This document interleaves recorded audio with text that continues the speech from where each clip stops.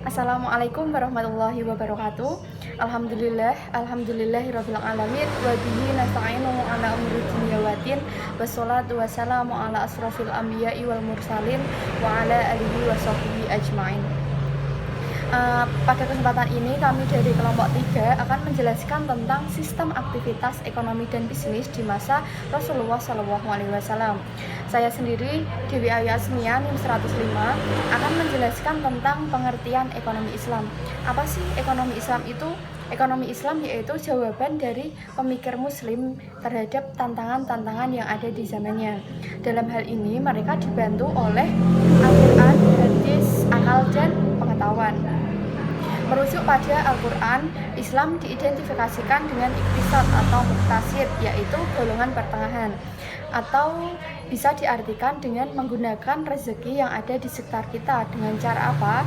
Yaitu dengan cara berhemat, agar kita menjadi manusia-manusia yang tidak merusak nikmat apapun yang telah diberikan kepadanya. Uraian di atas dapat diambil kesimpulan bahwa ekonomi Islam itu bukan nama baku dalam terminologi Islam. Tidak ada peraturan ataupun undang-undang yang menyatakan bahwa harus bernama ekonomi Islam.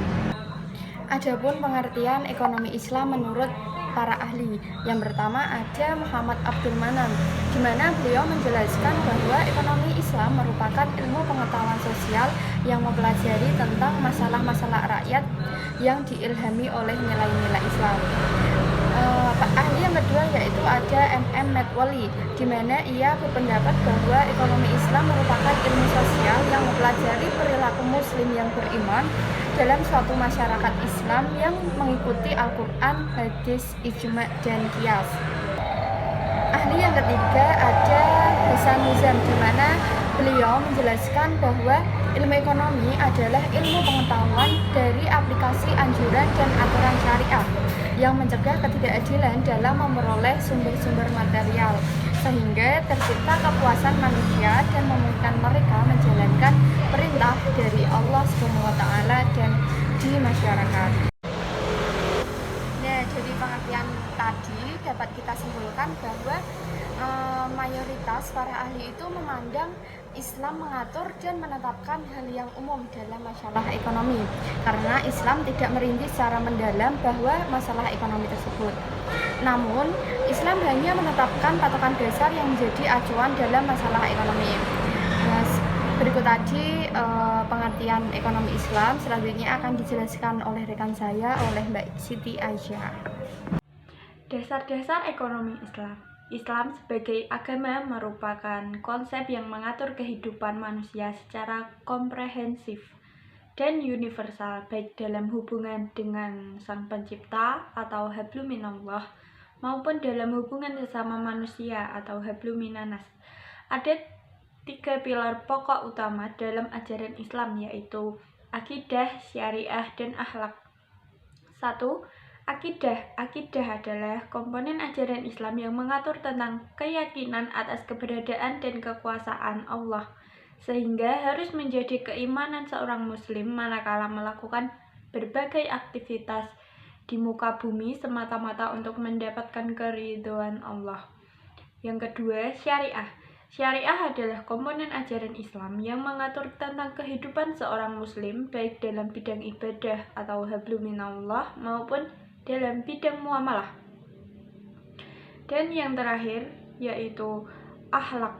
Akhlak adalah landasan perilaku dan kepribadian yang akan mencirikan dirinya sebagai seorang muslim yang taat berdasarkan syariah dan akidah yang menjadi pedoman hidupnya, sehingga disebut memiliki akhlakul karimah, sebagaimana hadis Nabi yang menyatakan, tidaklah sekiranya aku diutus kecuali untuk menjadikan akhlakul karimah.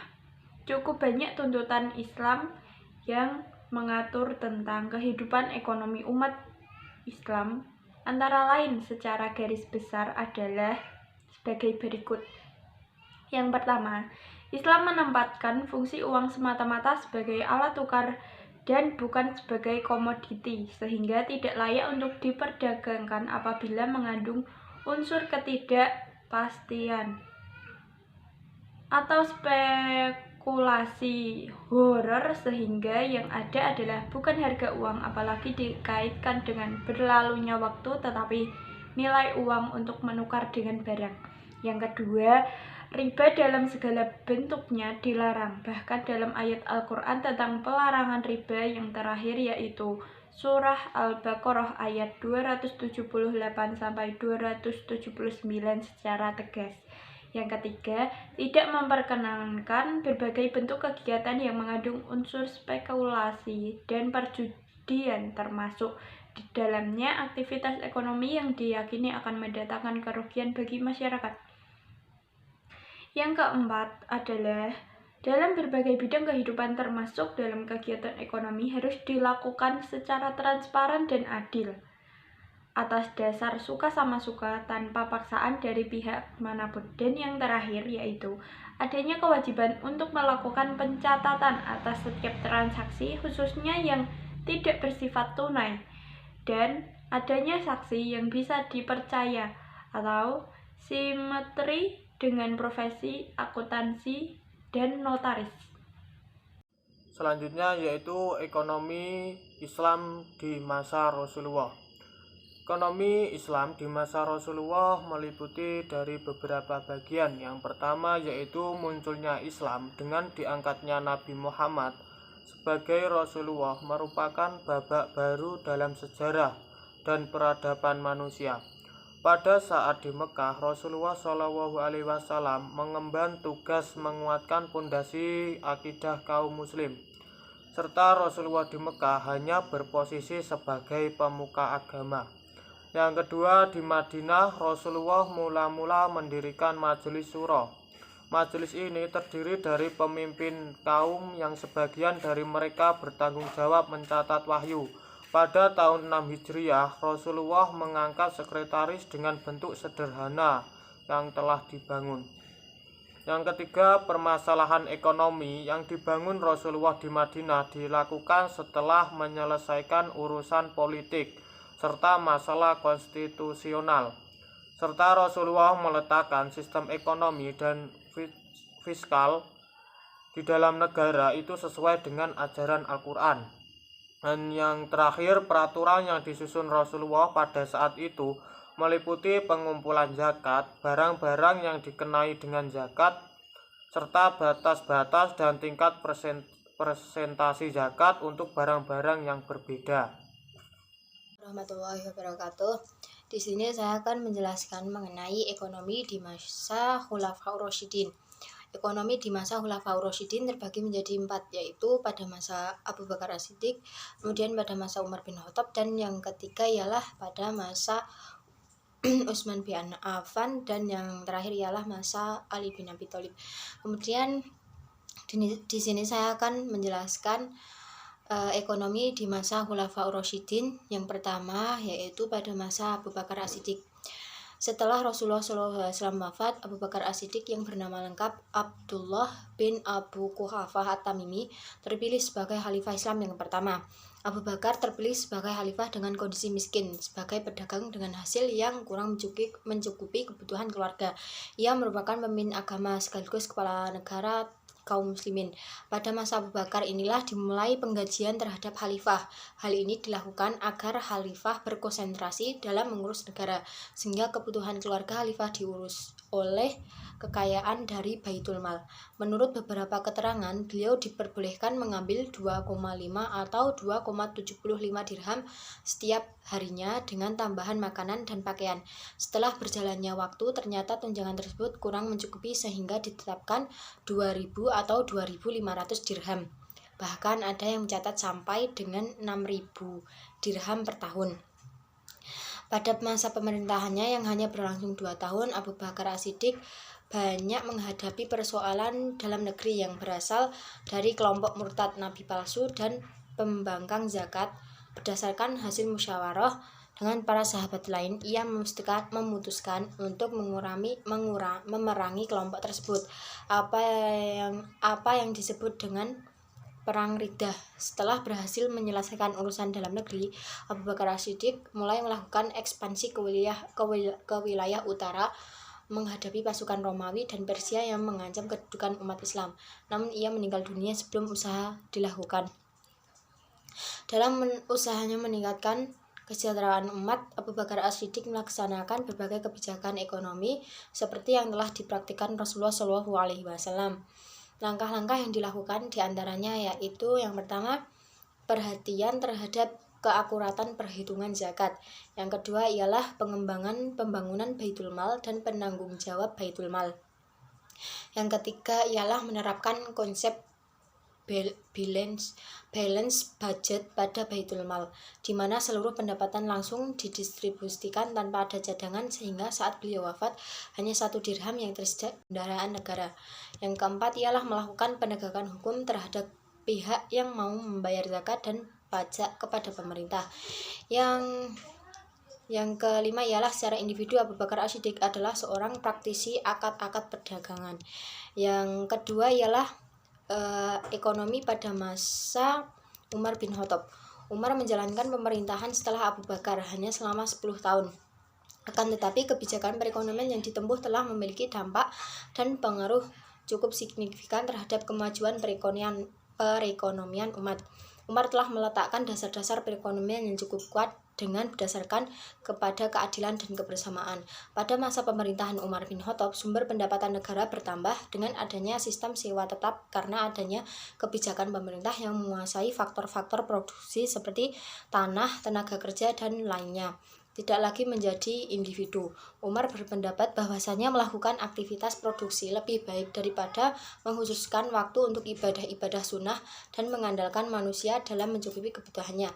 Kebijakan yang dilakukan Umar antara lain yaitu reorganisasi Baitul Mal dengan menjadikan Baitul Mal sebagai lembaga negara resmi yang dikenal dengan Al-Diwan, sebuah kantor yang ditunjuk untuk membayar tunjangan-tunjangan angkatan perang dan pensiun serta tunjangan-tunjangan lain, di mana seluruh karyawannya digaji menurut standar penggajian pada masa tersebut, serta adanya pengeluaran dana pensiun bagi mereka yang bergabung dalam kemiliteran.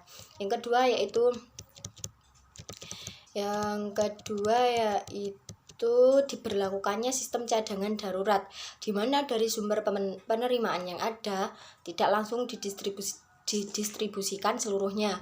Hal ini untuk membiayai angkatan perang dan kebutuhan darurat untuk umat. Yang ketiga ialah pemerintah bertanggung jawab terhadap pemenuhan kebutuhan minuman, makanan, dan pakaian kepada warga negaranya. Yang keempat ialah diverifikasi terhadap objek zakat, di mana dilakukan objek yang dapat dikenakan sebagai objek zakat yang baru. Dalam bahasa saat ini biasa dengan eksentrifikasi sumber-sumber penerimaan negara. Yang kelima ialah pengembangan user atau pajak pertanian. Yang keenam ialah undang-undang perubahan pemilikan tanah, di mana tanah-tanah yang tidak produktif dikuasai negara untuk diolah masyarakat dan masyarakat membayarkan kharaj atas tanah yang diolah tersebut. Pengelompokan pendapatan negara pada masa Umar terbagi menjadi 4 bagian, yaitu yang pertama zakat dan user, pengeluaran pendistribusian untuk masyarakat setempat. Jika ada surplus maka surplus tersebut disimpan. Yang kedua ialah khumus dan sodaqoh, pengeluaran untuk fakir miskin dan kesejahteraan. Yang ketiga ialah kharaj, fai, jizyah, user, sewa tetap, yaitu pengeluaran dan pensiun dan dana pinjaman. Yang keempat ialah pendapatan dari semua sumber, yaitu pengeluaran untuk pekerjaan, pemeliharaan anak terlantar, dan dana sosial. Berikut penjelasan dari saya, yang selanjutnya akan dijelaskan. Selanjutnya adalah pada masa Utsman bin Affan. Utsman dilahirkan di Makkah pada tahun 537 Masehi dan bertepatan dengan tahun ke-6 dari kelahiran Nabi SAW. Ayahnya Affan bin Abi As, keturunan Bani Umayyah, yang cukup disegani pada masa itu. Dan jika ditelusuri silsilah keturunannya dengan Nabi, maka akan bertemu pada kakeknya yang ke-6, yaitu Abdi Manaf bin Qusay. Utsman adalah saudagar sukses yang berlimpah kekayaan hartanya. Namun meski demikian, beliau dikenal sebagai sosok yang rendah hati, pemalu, dan dermawan. Masuknya Utsman ke dalam Islam berasal dari sebuah suara dalam mimpinya di bawah rindang pohon antara Ma'an dan Az-Zarqa yang menyarankan agar beliau segera kembali ke Mekah karena orang yang bernama Muhammad telah muncul membawa ajaran baru yang kelak akan merubah dunia sebagai utusan Tuhan. Utsman menjadi khalifah pembayatan berdasarkan kesepakatan 6 orang sahabat, termasuk dirinya yang telah ditunjuk langsung oleh Umar bin Khattab untuk menjadi penggantinya yang akan melanjutkan kepemimpinan dan perjuangannya dalam menyebarkan agama Islam ke penjuru dunia. Ketika masa pemerintahan Khalifah Utsman bin Affan, kebijakan Umar bin Khattab tidak lagi dilaksanakan. Faktor-faktor produksi yang selama ini dikuasai oleh negara menjadi milik individu, sehingga hal ini melahirkan banyak tuan-tuan tanah dan hal ini pun mengubah sistem sumber pendapatan negara selama 6 bulan terakhir dari pemerintahan Utsman. Situasi politik negara sangat kacau. Kepercayaan terhadap pemerintahan Utsman sangat berkurang. Namun hal yang cukup baik adalah Utsman tidak pernah mengambil upah dari kantornya. Justru ia turut membantu beban pemerintah. Hal ini dilakukan melihat pada latar belakangnya sebagai pengusaha sukses pada masa tersebut. Selanjutnya pada masa Ali bin Abi Thalib. Setelah diangkat sebagai khalifah keempat oleh segenap kaum muslimin, Ali bin Abi Thalib langsung mengambil tindakan seperti memberhentikan para pejabat yang korupsi, membuka kembali lahan perkebunan yang telah diberikan kepada orang-orang kesayangan Utsman, dan mendistribusikan pendapatan pajak tahunan sesuai dengan ketentuan yang ditetapkan Umar bin Khattab. Khalifah Ali memiliki konsep yang jelas tentang pemerintahan dan administrasi umum dan masalah-masalah yang berkaitan dengannya. Konsep ini dijelaskan dalam suratnya yang terkenal dan ditujukan kepada Malik Aster bin Harith, di mana surat tersebut mendeskripsikan tugas kewajiban dan tanggung jawab penguasa untuk menyusun prioritas dalam melakukan dispensasi terhadap keadilan kontrol terhadap pejabat tinggi dan staf, menguraikan pendapat pegawai administrasi dan pengadaan bendahara. Surat ini menjelaskan bagaimana berurusan dengan sipil, pengadilan yang angkatan perang.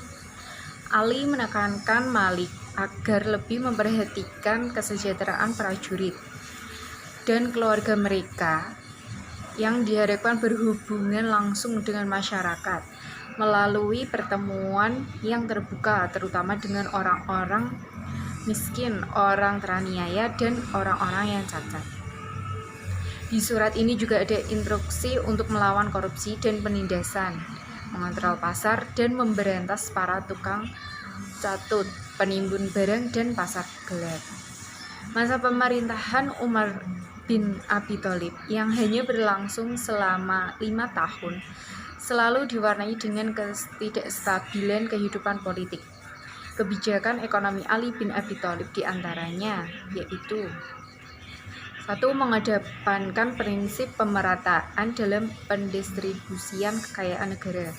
2. Menetapkan pajak terhadap para pemilik kebun dan mengizinkan pemungutan zakat terhadap sayuran segar. Selanjutnya, pembayaran gaji pegawai dalam sistem mingguan. Selanjutnya, melakukan kontrol pasar dan pemberantasan pedagang cilik, menimbun barang dan pasar gelap.